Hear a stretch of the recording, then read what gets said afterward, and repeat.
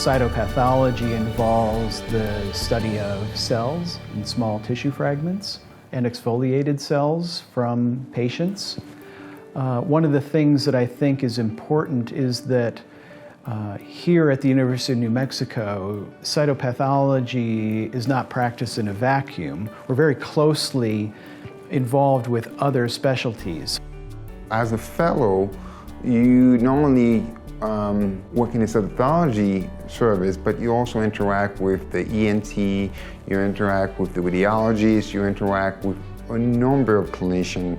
So that gives you a glimpse of what your career would look like. The Cytopathology Fellow has traditionally been a critical piece of that puzzle. We know them all on a first-name basis, and we really consider them part of our team. We have our fellows providing oversight and guidance and supervision to the residents and medical students who are rotating on cytology. On a daily basis, are constantly interacting with less experienced learners in an educational manner. I think that the Cytopathology Fellowship training at University of New Mexico is unique because it affords autonomy to the people in the service, and it also allows the trainees to gain experience using ultrasound-guided fine needle aspiration technique.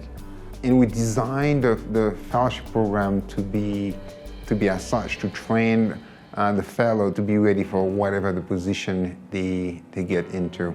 I trained here as a resident, University of New Mexico, so I had a little bit of a leg up as far as knowing the service prior to coming on.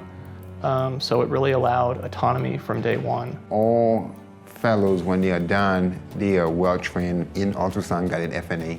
So not every fellowship program around the country offer that. So they are equipped when they're done to perform ultrasound-guided FNA independently. What they do is they sit in our area and they review the same sort of work that we're looking at, so they get a perspective of what we're seeing before it goes off to the pathologists. And what's really nice for the cytotechnologists is that we do have the opportunity to sit with the fellows and share our knowledge with them, and in turn learn quite a bit from them about what they're doing. We are definitely evolving to the point where we are doing much more ancillary testing on our specimens, being much more involved in molecular testing. We have, for example, a multi-gene panel here in-house to look for mutations in our cancer patients, and we're very actively involved in that. If you wanted to incorporate some basic science, whether it's molecular studies or maybe trying to incorporate some new immunohistochemistry into cytology, those options are available. If you want to work more on specimen triage, you can work on that. If you want to improve your patient care, we have multiple opportunities as far as running the FNA clinic, which you were in charge of.